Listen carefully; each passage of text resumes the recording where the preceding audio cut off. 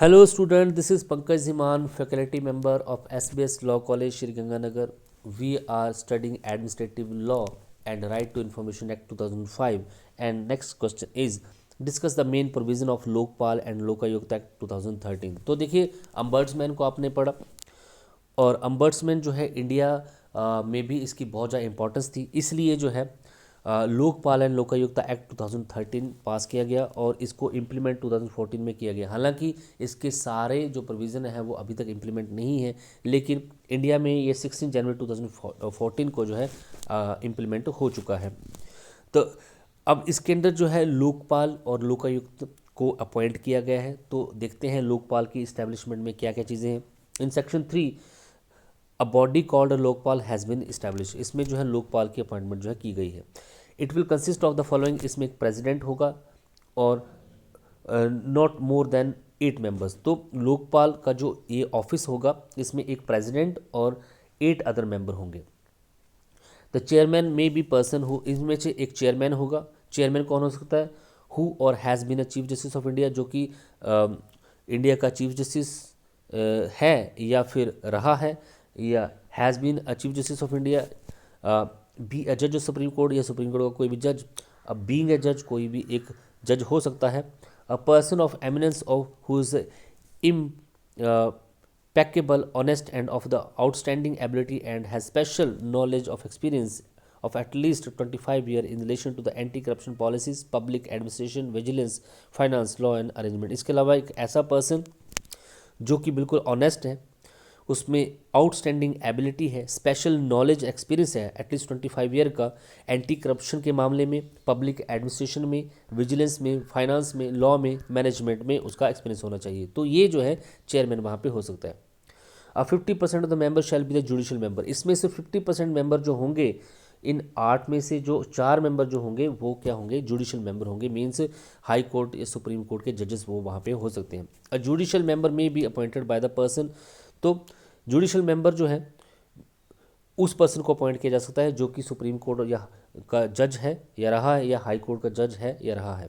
The minister other than judicial member में be person of the impeccable integrity and the excellent ability of having special knowledge and experience of not less than 25 years in matter related to the anti-corruption policy, public administration, vigilance, finance and law management। इसके अलावा जो other member हैं जो कि non judicial member यहाँ पे हैं, वो जो हैं ऐसे मेंबर होने चाहिए जिनके बारे में अभी हम बात की कि उनमें इम्पेक्केबल इंटीग्रिटी होनी चाहिए, एक्सीलेंट एबिलिटी होनी चाहिए, स्पेशल नॉलेज एक्सपीरियंस होना चाहिए नॉट लेस देन 25 ईयर का।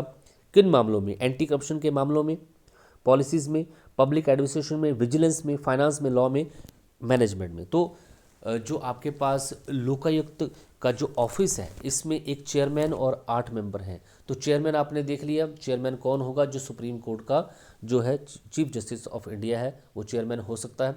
इसके अलावा बाकी मेंबर जो होंगे वो जुडिशियल मेंबर होंगे, मेन से सुप्रीम कोर्ट और हाई कोर्ट के जजेस वहाँ पे हो सकते हैं।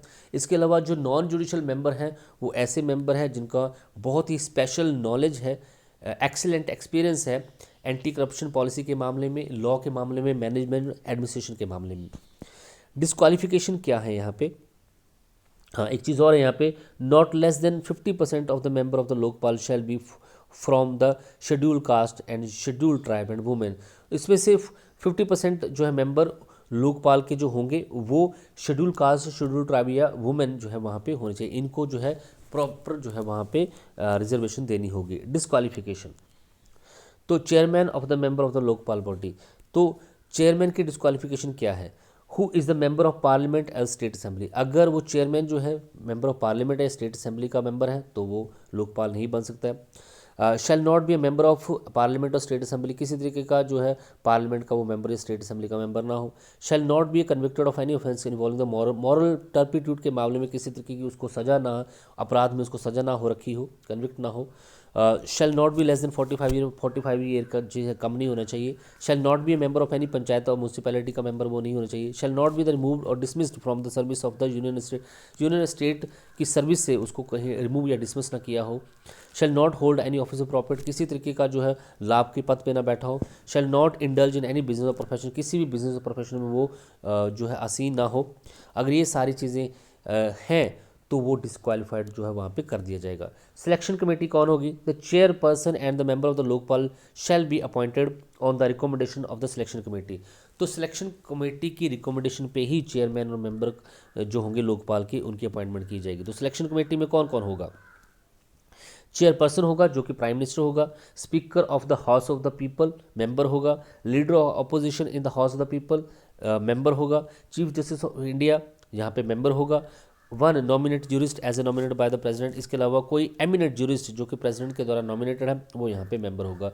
तो जो अपॉइंटमेंट करेंगे चेयरपर्सन को और बाकी मेंबर को, जो कि लोकपाला के मेंबर और चेयरमैन बनेगा, उनको अपॉइंट करने के लिए सिलेक्शन कमेटी होगी। और यहाँ पे सिलेक्शन कमेटी में prime minister, speaker of house of people, leader of opposition, chief justice of India और एमिनेंट ज्यूरिस्ट यहाँ पे मेंबर होंगे। अब यहाँ पे चेयरपर्सन और मेंबर जो है लोकपाल कि उसकी जो टर्म ऑफ ऑफिस कितना होगा, तो ये जो है या तो 5 साल तक काम करेंगे या फिर अगर उनकी एज 70 साल तक है तो उससे बाद ये रिटायर हो जाएंगे। तो मिनिमम 5 साल तक काम करेंगे, या तो पूरा 5 साल, या फिर दूसरी कंडीशन अगर वो 70 साल के हो जाते हैं तो उनको रिटायर होना पड़ेगा, whichever is earlier. Inquiry wing होगा तो लोकपाल का अपना एक इंक्वायरी विंग है जिसका काम क्या है? इंक्वायरी करना है। Chairman will be director of the investigation. The main function of the investigation wing would be conduct the preliminary inquiry into the offence punishable under the prevention of corruption act. तो prevention of corruption act 1988 के under अगर कोई offence बनता है तो यहाँ पे ये इंक्वायरी विंग जो होगा ये जो है यहाँ पे क्या करेगा? इन्वेस्टिगेशन जो है करेगा। प्रोसिक्यूशन विंग भी होगा।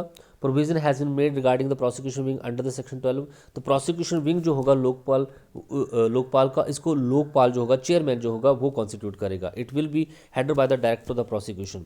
तो मेन फंक्शन क्या होगा प्रोसिक्यूशन के? ये प्रोसिक्यूशन ऑफ द पब्लिक, ये पब्लिक सर्वेंट पे जो प्रोसिक्यूशन स्टार्ट करेगा to file a case in the special court as per the investigation report.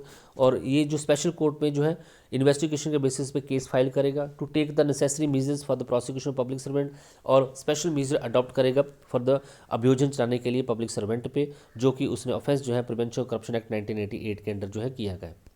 तो इसका जुरिडिक्शन ऑफ द लोकपाल, तो देखिए इंक्वायरी विंग और प्रोसिक्यूशन विंग आपने देख लिया। उसके बाद लोकपाल का जुरिडिक्शन क्या है? क्षेत्र अधिकार क्या है? अधिकार क्षेत्र क्या है? कौन से पर्सन जो है जो इसके अधिकार क्षेत्र में आ जाते हैं? सेक्शन 14 इसके बारे में बताता है। Who is a member of parliament और state assembly.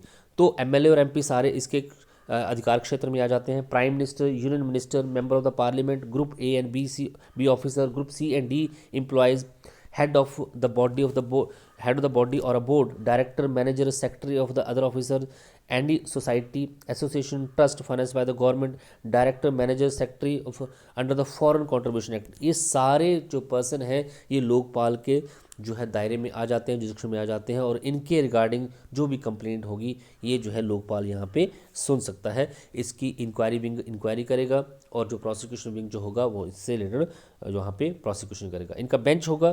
जुरिडिक्शनल Lokpal will be exercise by the bench. तो the bench can consist of 2 member. तो यहाँ पे जो बेंच होगा ये 2 या 2 मेंबर से ज़्यादा का होगा। Bench shall have minimum of 1 judicial member. उस बेंच में अगर एक नॉन जुडिशियल मेंबर होगा तो फिर एक वहाँ पे 1 जुडिशियल मेंबर भी वहाँ पे होगा।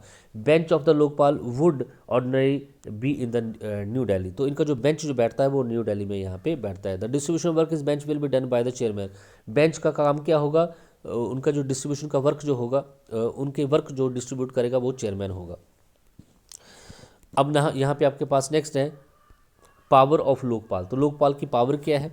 तो Lokpal he will be able to give sanction for the initial prosecution. तो लोकपाल जो है वो यहाँ पे अनुमति देगा कोई भी अभियोजन स्टार्ट करने का। दूसरा, Lokpal will have superintending power. Lokpal के पास जो है सुपरिटेंडिंग पावर सारी होती हैं। He may order investigation officer to search and seize the place. वो इन्वेस्टिगेशन ऑफिसर को जो है किसी भी प्लेस को सर्च एंड कुछ भी सीज करने के लिए ऑर्डर दे सकता है। The Lokpal shall have power to civil court under the code of civil procedure. Lokpal के पास जो है कोड ऑफ सिविल प्रोसीजर 1908 की सारी पावर होती है, जिसमें वो कोई भी डॉक्यूमेंट कॉल कर सकता है, किसी को सम्मन के थ्रू जो है किसी को कोर्ट में हाजिर होने के लिए बोल सकता है, ओथ जो है एफिडेविट पे ले सकता है, कमीशन की अपॉइंटमेंट कर सकता है, या एविडेंस कलेक्ट कर सकता है। ये सारी powers code of civil procedure के पास होती हैं, लोकपाल के पास भी होती हैं। He will be able to use the service of the officer of the central government and state government. तो वो किसी भी ऑफिसर की सर्विस जो है ले सकता है सेंट्रल गवर्नमेंट स्टेट गवर्नमेंट की अपने इस इन्वेस्टिगेशन या अपने काम के लिए, अपने वर्क के लिए। Confiscation of the assets, section 31 यही बोलता है कि जो है करप्शन के रिगार्डिंग कोई कंप्लेंट होगी तो वो किसी भी प्रॉपर्टी को वहाँ पे, किसी भी एसेट को वहाँ पे कॉन्फिस्केट जो है जब्त वहाँ पे फॉरफिट जो है या कर सकता है। ट्रांसफ़र और suspension of the recommendation, transfer suspension of public servant, वो किसी भी पब्लिक सर्वेंट को ट्रांसफ़र या उसकी सस्पेंशन जो है जिस पे एलिगेशन लगे हैं करप्शन पे, वो रिकमेंड कर सकता है। इसके अलावा delegation of the powers, Lokpal जो है अपनी पावर जो है बाकी मेंबर्स को डेलीगेट भी वहाँ पे कर सकता है। कॉन्स्टिट्यूशन ऑफ स्पेशल कोर्ट, इसके अलावा a provision has been made for the constitutional special court in the section 35 to hear the case falling under the ambit of the prevention of the corruption act। इसके लिए special court भी यहाँ पे बनाई जाती हैं। प्रिवेंशन ऑफ करप्शन एक्ट 1988 के provision के लिए एक स्पेशल कोर्ट भी वहाँ पे बनाई जाती है। Provision has been made to complete the trial in 1 year, और इसके जो ट्रायल जो होगा 1 साल के अंदर जो है यहाँ पे ख़त्म करना होगा, जो कि मैक्सिमम जो है 2 साल से ऊपर नहीं जा सकता है। Declaration of assets, The section 44 provides that on or from the date of commencement of this act, every public servant shall declare his asset and liability in the manner as provided in this act।